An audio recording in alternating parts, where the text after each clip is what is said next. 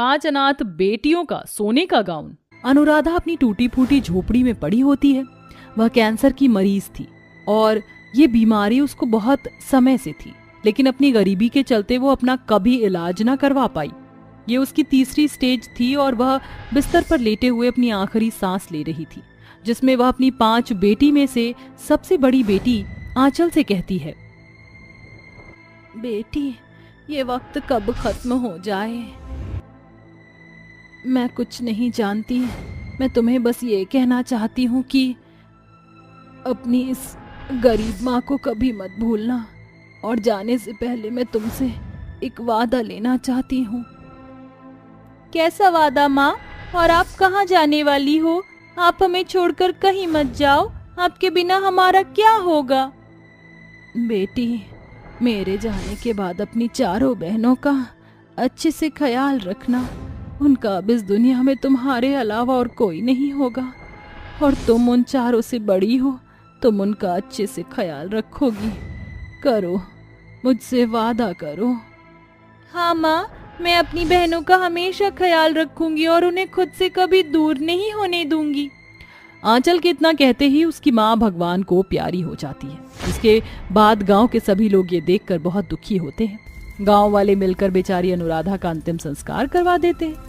अंतिम संस्कार होने के बाद शहर से उन 5 अनाथ बहनों के मौसी और मौसा आते हैं। इन बेचारी 5 बेटियों के साथ बहुत बुरा हुआ, जो कि नहीं होना चाहिए था।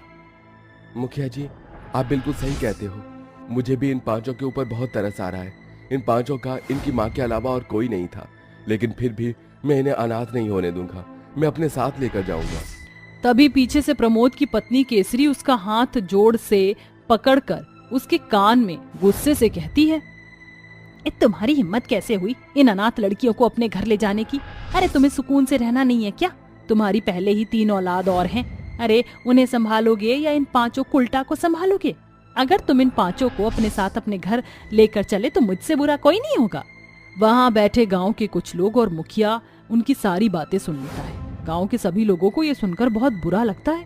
वहीं मुखिया अपनी वाहवाही करवाने के लिए गांव वालों से कहता है, बेचारी बेटियों के सर पर छत तक नहीं है। इनका इस दुनिया में कोई नहीं है, लेकिन मैं हूँ। मैं इन 5 को अपने घर ले जाऊंगा और उनकी बहुत अच्छे से परवरिश करूंगा, और इन्हें माँ और पिता की कमी कभी महसूस नहीं होने दूंगा। मुखिया की ये बात सुनते ही गांव के सभी लोग उसके लिए तालियां बजाने लगते हैं। जिसके बाद मुखिया अपनी गाड़ी में उन 5 बहनों को बिठाकर अपने साथ अपने घर ले आता है, जहां वो 5 बहुत खुश होती हैं। लेकिन उन्हें अपने आगे के बारे में जरा भी अंदाजा नहीं था। मुखिया के घर पहुंचते ही मुखिया की पत्नी मुखिया से कहती है, ये रास्ते का कचरा अपने घर पर क्यों लेकर आ गए? कि तुम्हारा दिमाग तो खराब नहीं हो गया? कौन इन 5 के ऊपर पैसा फूकेगा? अरे भाग्यवान, पैसा फूकने के लिए नहीं, इन्हें तो पैसा बचाने के लिए इस घर में लेकर आया हूँ। अब जितने भी नौकर हैं उन्हें आज से ही काम से निकाल दो। आज से हमारे घर में नौकरों का सारा काम ये 5 लड़कियां संभालेंगी। ये सुनकर दुर्गेश्वरी भी खुश हो जाती है, जिसके बाद वो सभी नौकरों को काम पर से निकाल देती है और अगले दिन से सारे घर के काम उन बेचारी 5 लड़कियों से करवाती है। घर के सारे काम करके वो 5 बेचारी बहुत ज्यादा थक जाती हैं और इसी के चलते उन्हें बहुत भूख लगती है। आंचल दीदी, मुझे बहुत जोर से भूख लगी है। भूख तो मुझे भी लगी है सुबह से, हम सिर्फ काम ही कर रहे हैं। तुम चारों यहीं बैठो, मैं तुम्हारे लिए खाना लेकर आती हूँ। आंचल जैसे ही रसोई में जाकर खाना परोसने लगती है, वहाँ पर दुर्गेश्वरी आ जाती है और उसके मुंह पर एक जोरदार तमाचा मारती है। क्या री, तेरी हिम्मत कैसे हुई हमारे भोजन को हाथ लगाने की?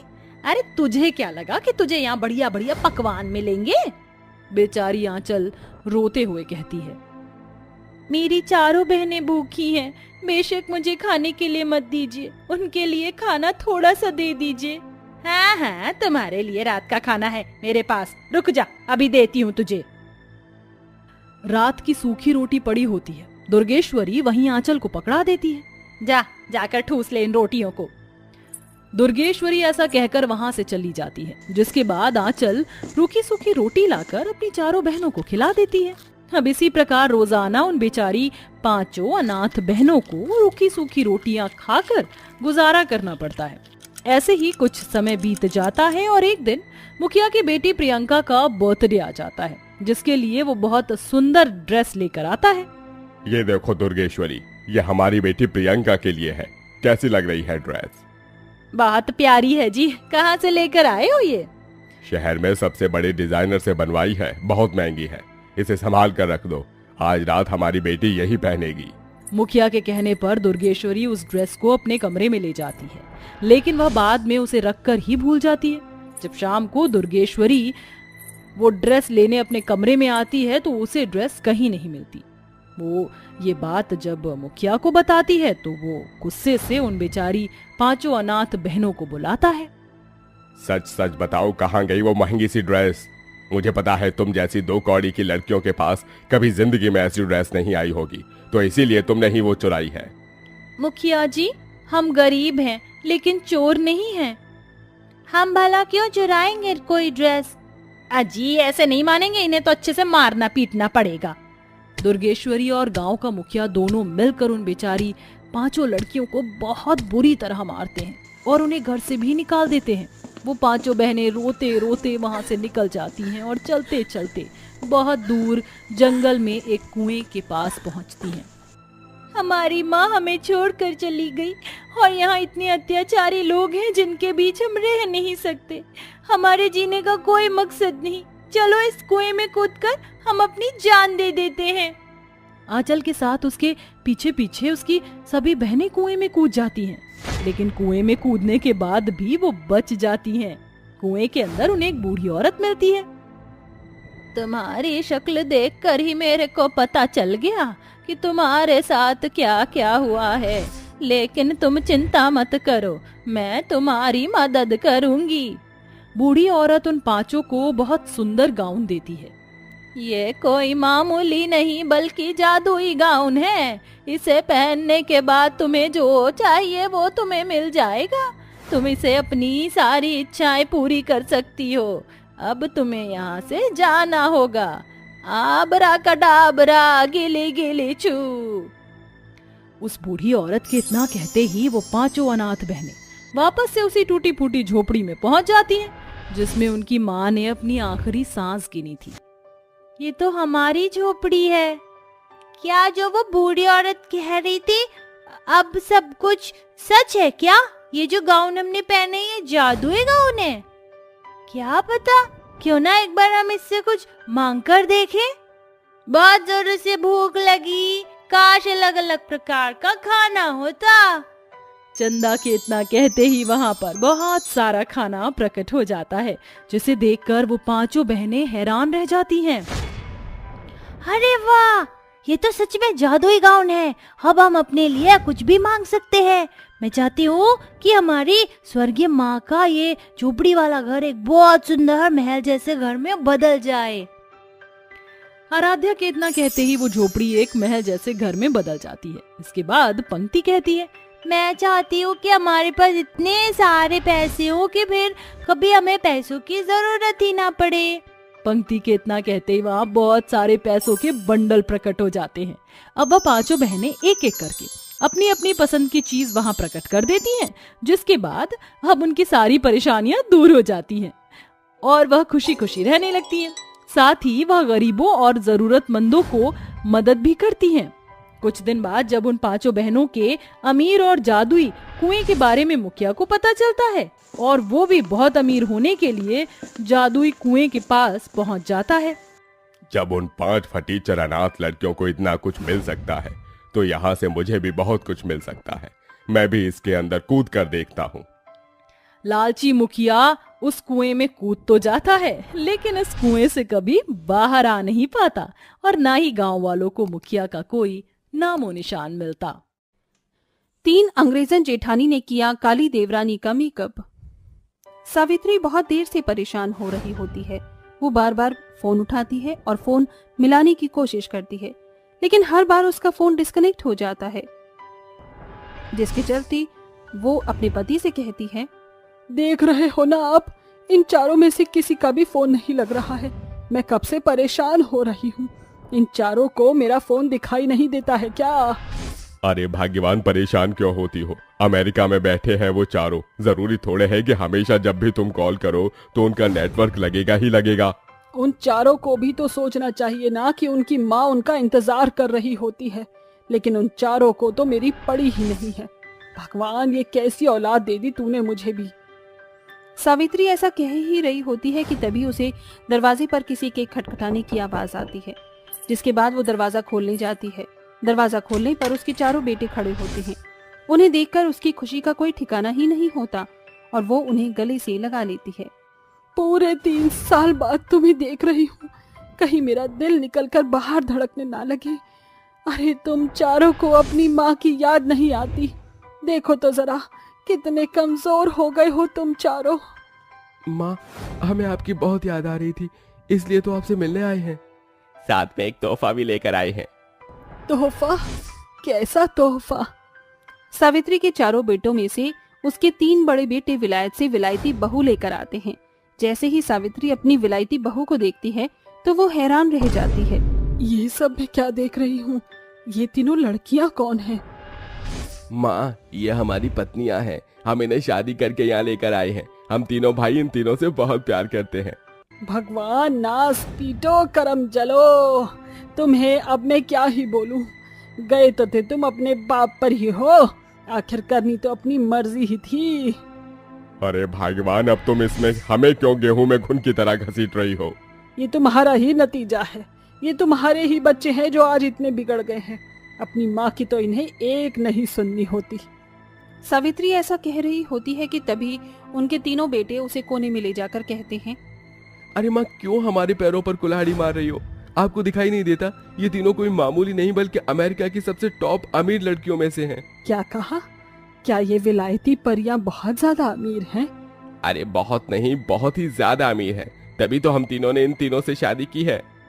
और माँ, आपने ही तो कहा था कि चाहे कुछ भी हो जाए आप हमारे लिए सबसे ज्यादा अमीर लड़कियां ढूंढ कर लाओगी। अब हम खुद ही सबसे ज्यादा अमीर लड़कियां ढूंढ कर लेकर आए हैं, साथ में खूब सारा पैसा भी लेकर आए हैं। अब तो हम बहुत ऐश करेंगे। पैसों का नाम सुनते ही सावित्री के मन में बहुत ज्यादा लालच आ जाता है, जिसके चलते वो अपने बेटों को कुछ नहीं कहती और अपनी विलायती बहू को स्वीकार कर लेती है। लेकिन वही सावित्री का सबसे छोटा बेटा ध्रुव अभी तक कुंवारा होता है और वो उससे कहती है, ध्रुव बेटा, तू तो बहुत ज्यादा ही समझदार है। अच्छा हुआ तूने शादी नहीं करी। कम से कम एक तो लड़का होगा जिसकी शादी मैं अपनी पसंद की लड़की से करवाऊंगी। आजा बेटा, तू मेरे गले लग जा। सावित्री अपने छोटे बेटे को गले से लगा लेती है। माँ, बहुत दिनों बाद आपने मुझे ऐसे गले लगाया है, मुझे बहुत अच्छा लगा। तभी सावित्री की तीनों विलायती बहुएं उसके पैर छूने लगती हैं। इनके अंदर इतने सारे संस्कार कहाँ से आए? मुझे तो यकीन ही नहीं होता कि विलायती होकर इंडियन संस्कार दिखा रही हैं ये गोरी मैम। प्रणाम माँ जी, आपसे मिलकर बहुत अच्छा लगा। नमस्ते माँ जी, आप बहुत ही प्यारी हो। माँ जी, आपके पैर दबा दो क्या? अरे बस बस बस करो, मैं सब जानती हूँ। इन तीनों ने ही तुम्हें ये सारी शिक्षा दी होगी। चलो अब तुम तीनों जाओ अपने कमरों में आराम करो। मेरे तीनों बेटे तुम्हें तुम्हारा कमरा दिखा देंगे। सावित्री के तीनों बेटे उन्हें उनके कमरे तक ले जाते हैं। उनके जाते ही ध्रुव अपनी माँ से कहता है, माँ, मुझे आपसे एक जरूरी बात करनी है। दरअसल मैंने भी अपनी जिंदगी में लव मैरिज ही की है। वो लड़की मुझे बहुत पसंद है, बल्कि यहाँ से जाने से पहले ही मैं उससे शादी करके गया था, बस आपको बता नहीं पाया। ये सुनते ही सावित्री सबसे पहले ध्रुव से एक ही सवाल पूछती है, अरे बेटा, ये तू कैसी बातें कर रहा है? मैं तेरे लिए कितने सारे सपने देख रही थी अभी यहाँ खड़े खड़े, और तूने एक पल में ही मेरे सारे सपने तोड़ डाले। और वैसे वो लड़की है कौन? माँ, कल मैं आपकी सबसे छोटी बहू को भी घर पर ले आऊंगा। आप चिंता मत कीजिए, आज की रात में थोड़ा आराम कर लूं। कहा सावित्री ने एक सपना अपने छोटे बेटे के लिए देखा ही था। वो अब चूर-चूर हो चुका था, लेकिन सावित्री को इस बार भी यही उम्मीद थी कि उसका छोटा बेटा अमीर और सुंदर लड़की को ही घर पर लेकर आने वाला होगा। लेकिन ध्रुव एक काले रंग की लड़की को घर पर लेकर आता है, जो बहुत ही ज्यादा गरीब होती है। उसे देखते ही सावित्री आग बबूला हो जाती है। अरे बेटा, तेरी आंखें चौंधिया गई हैं क्या? अरे तुझे इस लड़की का काला रंग बिल्कुल भी नजर नहीं आता? इतनी काली लड़की से तूने शादी कैसे कर ली? माँ, मैंने आपको बताया तो सही, मैं सलोनी से बहुत ज्यादा प्यार करता हूँ। आज के बाद हम इस घर में एक साथ रहेंगे। चलो सलोनी, तुम्हें तुम्हारा कमरा दिखा देता हूँ। ध्रुव ऐसा कहकर अपनी पत्नी सलोनी को अपना कमरा दिखाने के लिए उसे अपने कमरे की तरफ ले जा रहा होता है, लेकिन तभी सावित्री रास्ते में खड़ी हो जाती है। इस कल्लो मैया को मैं अपने घर में आने नहीं दूंगी। अरे मैंने विलायती को जगह दे दी तो इसका मतलब क्या कोयले की खदान भी मेरे घर में ही घुसा दोगे? अरे माँ, आपको क्या हो गया है? आप ये कैसी बहकी बहकी बातें कर रही हो? आज से यही आपकी बहू है और इसके बाद आप कुछ नहीं कहोगी। ध्रुव अपनी पत्नी सलोनी को अपने कमरे में ले जाता है, जहाँ सलोनी अपने पति से कहती है, मैंने आपसे कहा था ना, माँ जी को मैं बिल्कुल भी पसंद नहीं आऊंगी। देखा उन्होंने किस तरह मुझसे बात की। कोई बात नहीं, तुम्हें परेशान होने की जरूरत नहीं है। कुछ दिन बाद माँ बिल्कुल ठीक हो जाएगी। सलोनी के पहले दिन से ही सावित्री को वो बिल्कुल भी पसंद नहीं थी, जिसके चलते वो उसके ऊपर बहुत अत्याचार भी करती है।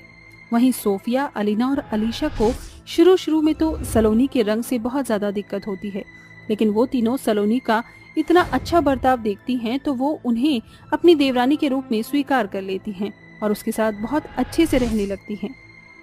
अरे सलोनी, तुम्हें तो सारा खाना बनाना आता होगा, तुम हमें इंडियन खाना बनाना सिखाओगी क्या?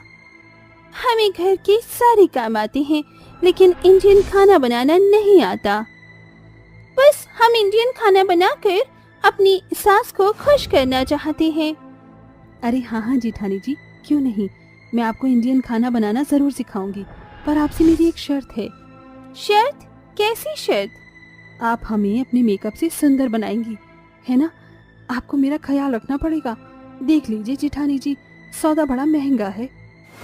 अरे हाँ, क्यों नहीं, एक पल के लिए तो मैं घबरा ही गई थी देवरानी जी। सलोनी अपनी तीनों जेठानियों को इंडियन खाना बनाना सिखा देती है, जिसके बाद से वो तीनों मिलकर ही पूरे घर को अकेले ही संभालना शुरू कर देती हैं। यहाँ तक कि वो अपनी देवरानी को किसी भी काम में हाथ भी नहीं लगाने देती और उसका बहुत ही अच्छे से ख्याल रखती हैं। उसे अपनी बहन की तरह बहुत ही लाड करती, कभी उसको कुछ बनाकर खिलाती तो कभी उसका मेकअप करती हैं, कभी उसे मेहंदी लगाकर अलग अलग डिजाइन दिखाती हैं। ये देखकर सावित्री को बहुत चिढ़ मचती है। मेरी विलायती बहू कुछ ज्यादा ही अपनी देवरानी का ख्याल रख रही है, लेकिन मैं ऐसा होने नहीं दूंगी। मैं इनके बीच में लड़ाई करवा कर ही रहूंगी। सावित्री एक तरफ अपनी तीनों गोरी विलायती बहू को भड़काती है तो वहीं वो दूसरी तरफ अपनी काली बहू को गोरी बहू के खिलाफ भड़काने लगती है, लेकिन इतना कुछ करने के बाद भी उसकी बहू एक दूसरे से जरा भी मनमुटाव नहीं रखती। जेठानी जी, माना कि मैं बहुत ज्यादा काली हूँ और मेरे रंग से काफी लोगों को बहुत ज्यादा दिक्कत है, लेकिन फिर भी मैं आप तीनों को हमेशा अपनी बहन की तरह ही मानूंगी। सलोनी के ये कहते ही उसकी तीनों अंग्रेजन जेठानी उसे गले से लगा लेती हैं। उनका ये प्यार देखकर सावित्री को अपनी गलती का एहसास होने लगता है, जिसके चलते वो उनके पास आकर उनसे अपनी गलती की माफी मांगती है। रिश्तों की असली कदर करना तो तुमसे सीख रही हूँ, मुझे माफ कर दो। मैं तुम चारों के बीच में लड़ाई करवाने की बहुत कोशिश करती रही, लेकिन नहीं करवा पाई। आइंदा मैं ऐसा कभी नहीं करूंगी। सावित्री की चारों बहू उसे माफ कर देती हैं, जिसके बाद वो चारों अपनी सास के साथ खुशी खुशी रहने लगती हैं।